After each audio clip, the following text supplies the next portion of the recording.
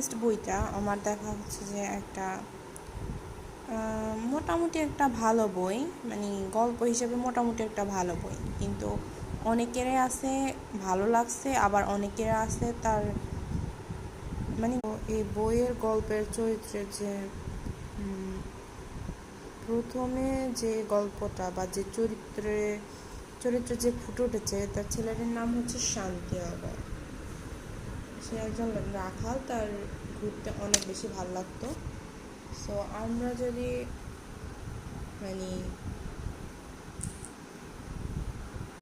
বইটা চাইলে অনেকে পড়তে পারো, জাস্ট যারা জীবনে মানে কী করবা, জাস্ট পথ হারায় ফেলছো, তারা জাস্ট বইটা পড়ে একটু পথ খুঁজে পাবা। আর যেটা বইটা থেকে শিখছি ওটা হচ্ছে যে কাউকে অবহেলা করা ঠিক না। ধনী গরিব, রঙের ভিন্নতা, বৈচিত্র্যতা